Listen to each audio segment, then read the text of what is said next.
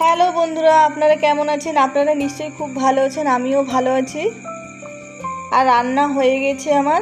আর এদিকে দেখুন দিদি দুটো তাল পাকা নিয়ে বসে গেছে, তালের শাঁস বের করবে। আর আজকে বানাবো তাল লুচি, তার জন্য তালগুলো দুটো নিয়েছে এখানে। আর তাল লুচি খেতে কে কে ভালোবাসেন কমেন্টে নিশ্চয়ই জানাবেন। আর কে কে তাল লুচি খেয়েছেন এবছর।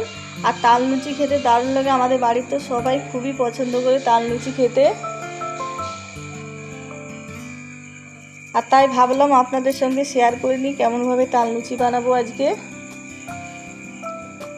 আর এদিকে দিদি তাল ঘষছে, আর এদিকে আমি চলে এসেছি দেখুন ছোটোবাবুকে নিতে।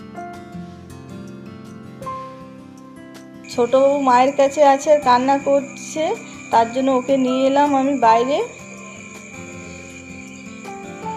আর এদিকে তালের খোসা ছাড়ানো হয়ে গেছে দিদির, আর তাল ঘষতে লেগেছে। দেখুন অনেকটাই তালের শাঁস বের করা হয়ে গেছে।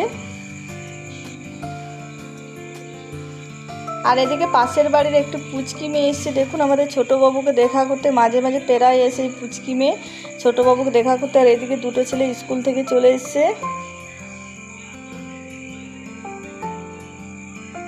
আর তাল ঘষা হয়ে গেছে।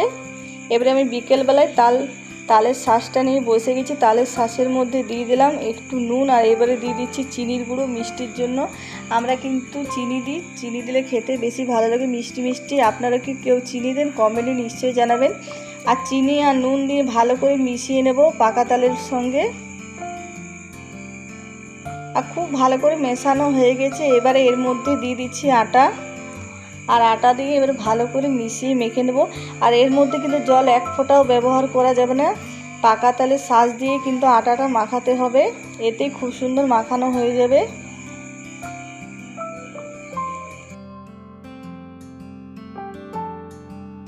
আর এদিকে দেখুন আমি মাখিয়ে নিচ্ছি ভালো করে। আর ওইদিকে আমি কুকারে চাপিয়ে দিয়েছি মটর সিদ্ধর জন্য তাল লুচি। আর এদিকে তাল লুচি বেলে নিচ্ছে, আটাটা খুব সুন্দর মাখানো হয়ে গেছে। আর তাল লুচির কিন্তু আটা মাখানোর সঙ্গে সঙ্গে লুচিটা বানাতে হয়, না হলে আটাটা খুবই নরম হয়ে যায়, তার জন্য সঙ্গে সঙ্গেই বানাতে লেগেছে। আর ওইদিকে মটর সিদ্ধ হতে দিয়েছি মুড়ি খাওয়ার জন্য।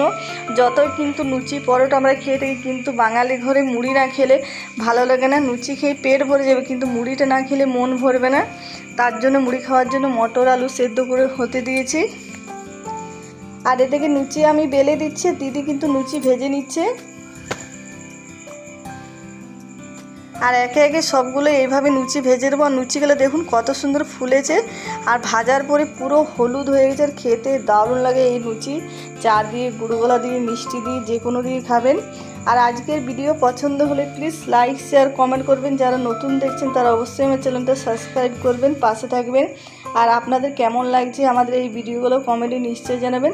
আর এদিকে হয়ে গেল তাল লুচি, আর অনেকটাই কিন্তু তাল লুচি বানাতে বানাতে খেয়ে নিয়েছে ছেলেগুলো। আর এদিকে দেখুন মটর আলু সেদ্ধ হয়ে গেছে।